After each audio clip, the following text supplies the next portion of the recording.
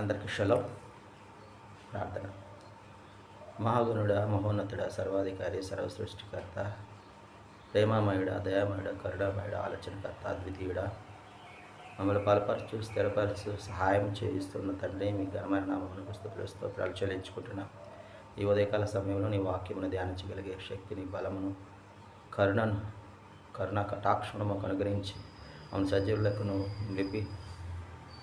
నిలిపి ఉంచిన విధానం బట్టి మీకు వేలాది స్తుతులు స్తోత్రాలు చెల్లించుకుంటూ ఈ మా మనవులు మా రక్షకుడు విమోచకుడు విశ్వమేసే నామను అడిగి పొందుకుంటున్నాం తండ్రి.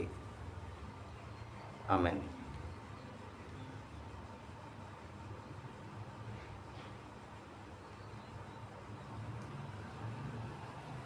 ఈ దినములన్నిట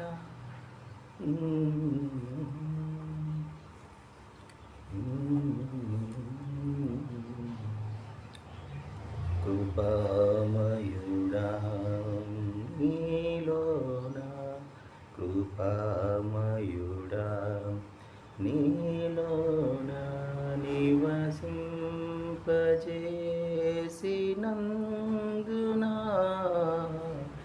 ఇదిగో నా స్తుతుల సింహాసనం, నీలో నివసింపజేసినందునా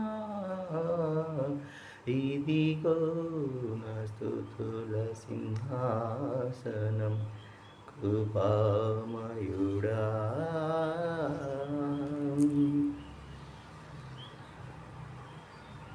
రెండవ దినవృత్తాంతాల గ్రంథము 29వ అధ్యాయాన్ని మనం ధ్యానించుకుంటూ ఉన్నాం. రాజైన హిజ్కియా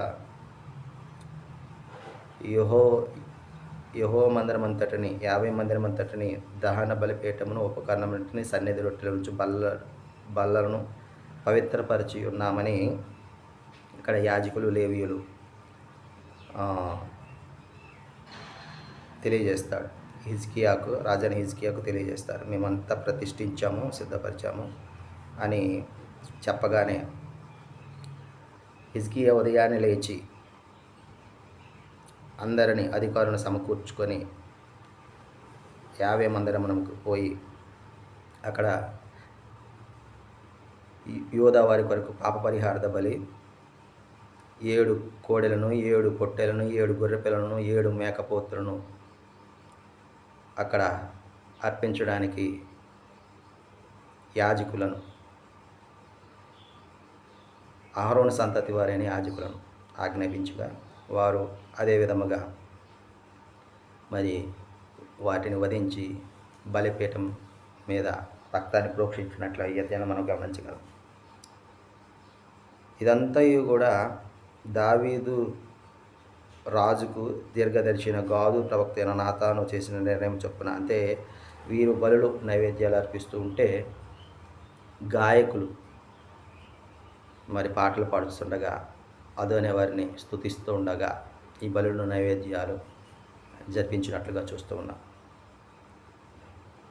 అంత మాత్రమే కాదు, దావీదు దీర్ఘదర్శిగా ఆసాపు రచించిన శ్లోకములు ఎత్తి వారు స్తుతించినట్లుగా ఈ అధ్యాయం మనం గమనించగలం.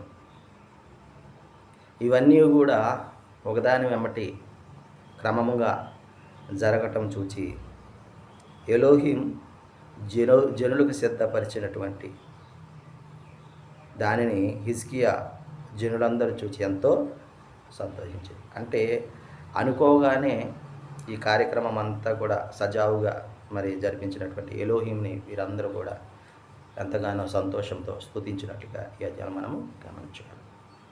ఆమేన్.